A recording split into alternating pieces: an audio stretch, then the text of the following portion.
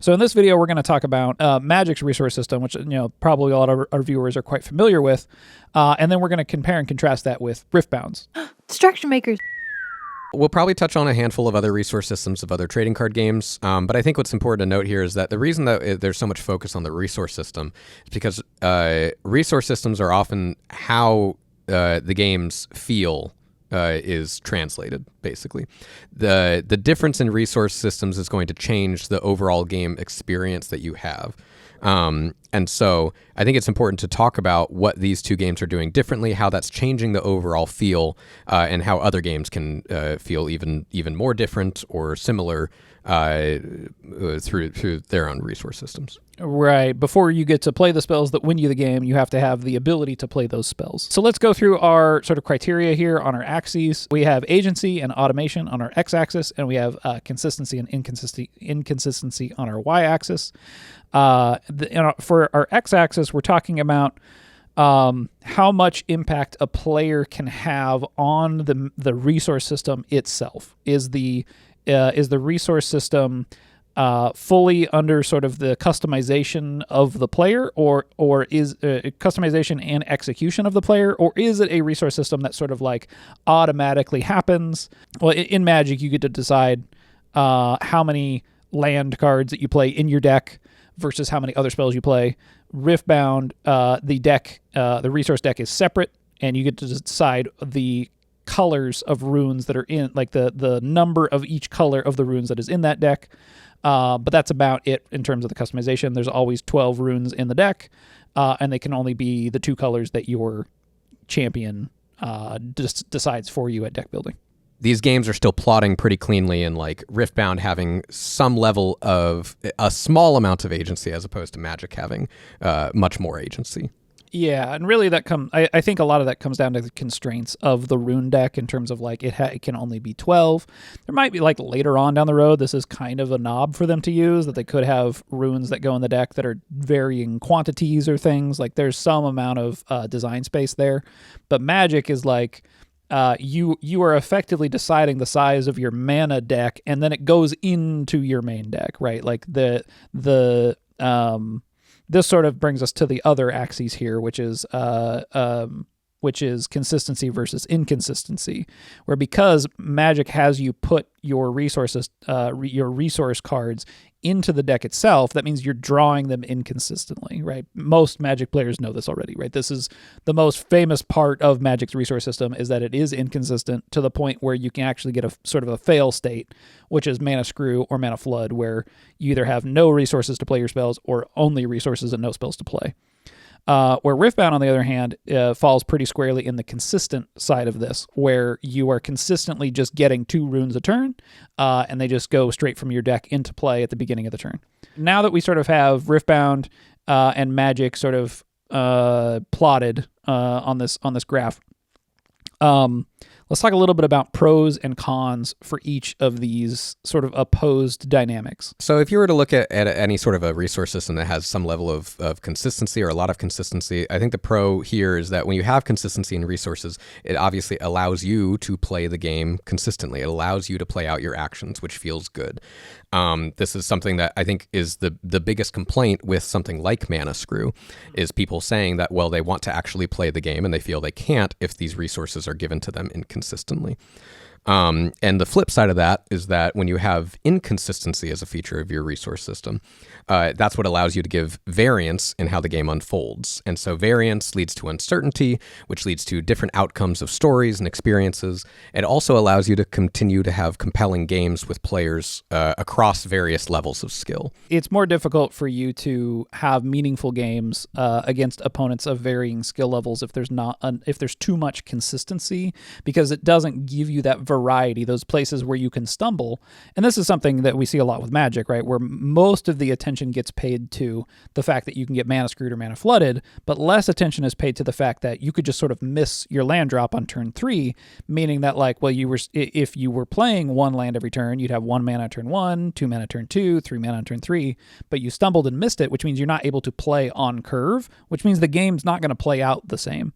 And if you're the more advanced player and you stumbled, theoretically the less advanced player in that scenario might have an opportunity to capitalize on it, even though like you sort of stumbled, and this is at odds a bit with the agency part of this, right? Where that inconsistency can it creates sort of a tension in the system with how much agency do I have over the game versus how much consistency do I have. The cons of consistency are directly correlated to the pros of inconsistency and vice versa. So if your system is very consistent, the games play out very similarly. And this is something that we often see in these sort of games that have very consistent mana growth throughout the game, or resource growth, whatever you're going to call it, where the ability to play your cards on curve is basically a given. And so much more of the focus gets put onto the curve itself and playing cards on curve every game. And it can feel like those games get quite repetitive. It's not to say that trade-off isn't worth it, because like you can get inconsistency elsewhere in the system. It doesn't necessarily have to be in the mana system itself, but this is sort of the foundational baseline how you play your cards, and if you can have some amount of inconsistency there, it might be worth it. But yeah, this is the choice that Magic made. Right. It also makes it, when there's more consistent points, it means that there's, I think, fewer of these very specific, very impactful moments that you have to capitalize on when going against your opponents. Where if there's inconsistency, it creates more of those smaller abilities to try and turn the corner. Smaller stumbles. Yes. Yeah. It's sort of like if you're racing on the street versus racing on a track. Sure. That was swept ahead of time. There's no rocks to trip on. Yes. So let's talk about the pros and cons of agency versus automation. Agency, the pro for agency is, I think, fairly obvious in that players feel like they have some amount of say over the resource system of the deck and how it's going to unfold for them based on their strategy, right? And that we see this again in Magic, where you're making this choice of, well, I'm trying to play a more aggressive deck, so I might want to play fewer lands, which is more risky because I might not draw those lands, but also if I have too many lands in my deck, I might draw those lands instead of drawing the cards that win me the game.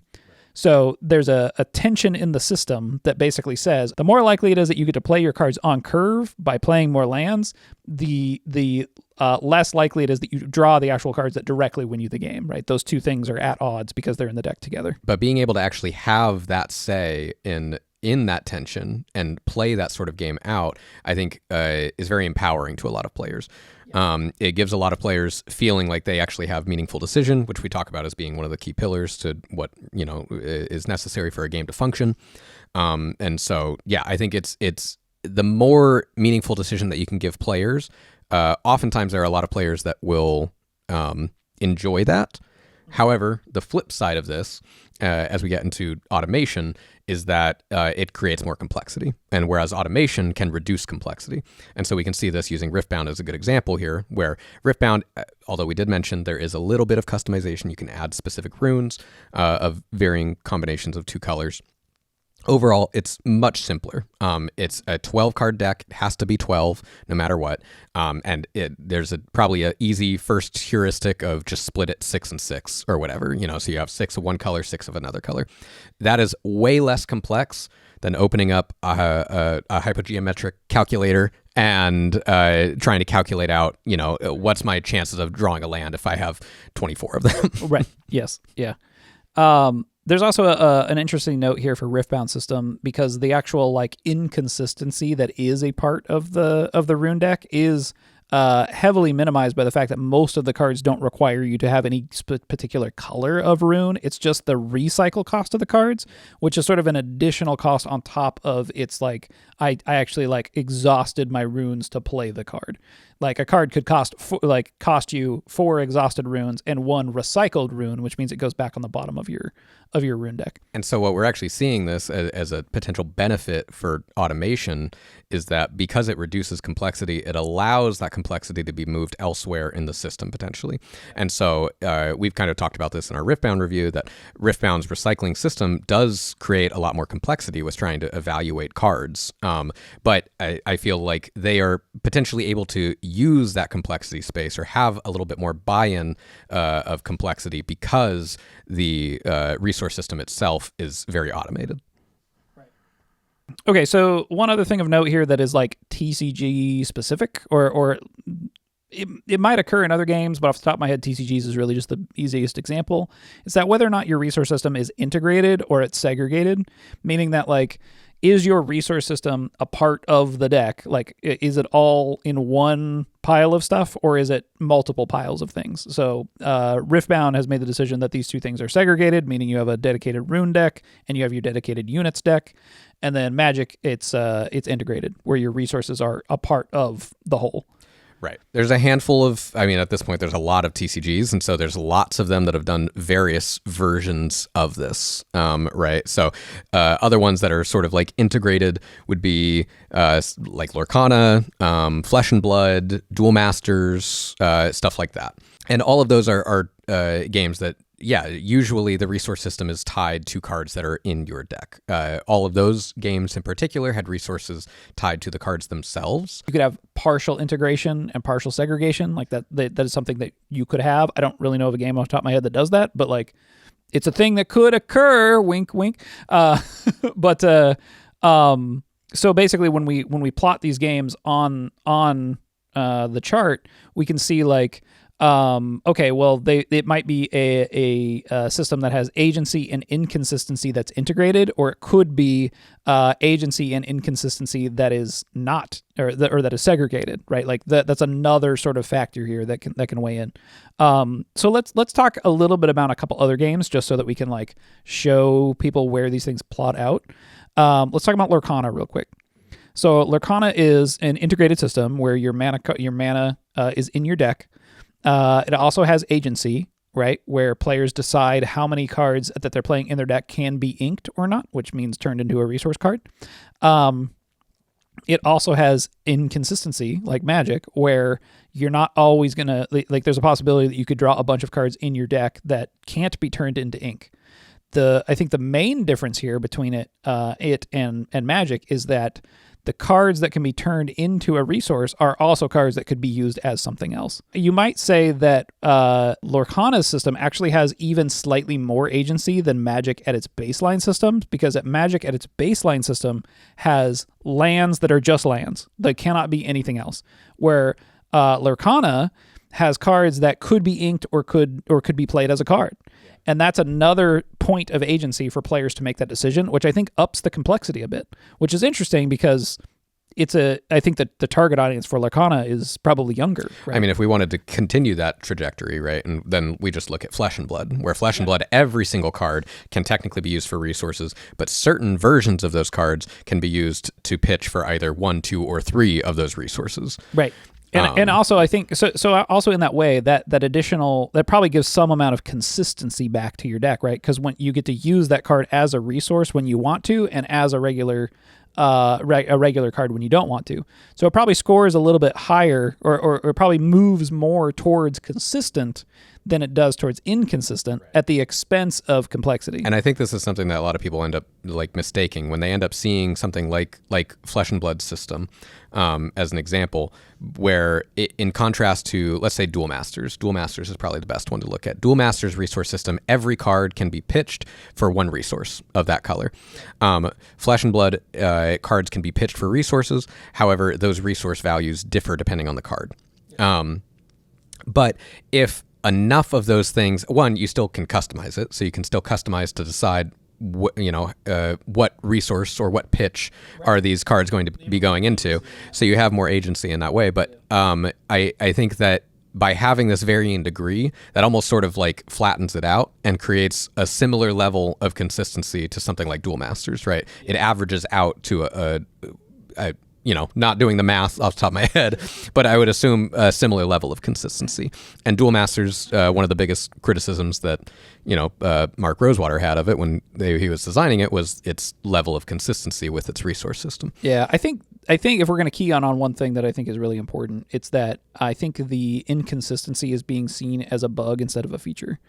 And it's to say, like, and again, I think it's the extremes, right? Like Magic's extreme of inconsistency is that you can basically just have a non-game. And I think that is a pretty bad fail state.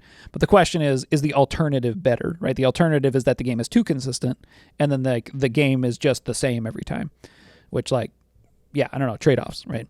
Yeah. And I think this is what Riftbound was trying to address, right? Which I think we talked about in our review, was that by having this sort of somewhat, this customizable rune deck, and having every deck have to have 2 colors, you are creating some level of inconsistency. But so it's very minimal. You're adding 2 cards every turn instead of 1, so it's So why does this all matter? But it matters because all of these exist in this general spectrum that is going to attract specific players. They're going to be the competitive players that probably like some level of agency with consistency. And then there's going to be the casual players that feel like they can have more compelling games if they have something that is maybe less consistent, maybe with automation to reduce the complexity. Right. It is interesting. Yeah. Do we have an example of a system that's automated and inconsistent? Automated and inconsistent. I mean, we talked about how like Riftbound could be that if it leaned more into the inconsistency. But it kind of doesn't. I haven't played the one that everyone yelled at us about in our Riftbound video, saying that this... sorcery? Well, sorcery, but then there was another one that had a land deck that people were Force of Will. Force of Will. Yeah. So I don't know how their resource deck is. I don't know if it's the same colors or if there's different unique cards in there or not, but I get the feeling that some of these things are in conflict in weird ways, where like automated and inconsistent feels so bad because you have no agency, and then also you're being given something inconsistently, which I think feels like the game is just like screwing you over, right? like I didn't build my deck in a way that made it so that this inconsistency makes any kind of logical sense to me. It's just that the automated system gave me Like let's say at the beginning of your turn, you like roll a d6, and that's how much mana you get for the turn. Yeah. And like that system feels, I think, pretty unfair, right? I just rolled a d6. It just feels too random in terms of like my actions in my turn are totally dictated by this like automated, inconsistent system. I'm not saying it's not possible, but I think it's just hard. Like what you have to be telling a pretty particular story, which I think comes back around to, for me, why this is so important. And it's that these resource systems, where you're choosing to place them on this plot, is telling different types of stories, right? You can tell stories that are, we tend to say like, the sort of 3 baseline stories are conquest, which is player versus player, their survival, which is player versus environment, and their mastery, which is player versus self, and your resource system is sort of directly connected to these things, in where like if you have a resource system that counts up from 0 to 100, that's sort of a power fantasy. If you have a resource system that counts from 100 to 0, that's sort of a survival story or whatever. It's you trying to survive, to scrape by, whatever. And it's also that like these resource systems can make each individual game have like a sort of different shape that goes along with it. So if we start to get into like, I guess sort of like personal design philosophies and takeaways here, for me, I think that the inconsistency part of this is often looked at, I think I said it before, as a bug and not a feature. And what I think designers tend to see the inconsistency as just inconsistency and not look at what you're getting out of it, which is variety, right? You're getting a lot of variance in terms of how games unfold. And I do think that giving that up completely is to the detriment of the sort of different stories that your game is able to tell, right? The many different varieties of how games can unfold. Yeah, and I think that, honestly, I think this is a big reason why we haven't seen as much innovation in the TCG space, is because I think too many people are looking at the same story and not changing the story, but accidentally changing the story by adjusting how you tell it, right? Because the story it's a man versus man, it's a player versus player experience in most cases, right? With these 1v1 trading card games, and it's also often a power fantasy, which happens to be what Magic is. So often we use Magic as the baseline because it was the first, and also often these games are all kind of telling a similar story to Magic. Yeah, and I think, if anything, this is where I'll credit Flesh and Blood, is because I think Flesh and Blood actually changed its resource system and how it handles its system in general to fit a different fantasy, which is more akin to a survival. And so a lot of people will say that when they play Flesh and Blood, it feels like it's this like back and forth brawl that you're slowly, both you and your opponent are getting weaker and weaker and weaker. You're starting at your most powerful. And I think that that's really interesting. It tells a different story. The system matches that type of a story that you're telling. So I think that that's good. It's creating that experience. Flesh and Blood mentioned. Oh, Flesh and Blood mentioned. that's true. If you enjoyed listening to us talk about resource systems and stuff like that, please feel free to give us a little like and a subscribe, maybe a comment down below. Also, if you want to continue the conversation, you can join our Discord. The link is in the description. Also, I'm going to link a really interesting video from Kurt Vonnegut in the description about story shapes. I think it's worth the watch. So check that out. And yeah, let us know your thoughts in the comments. And we'll see you next time. Thanks for watching.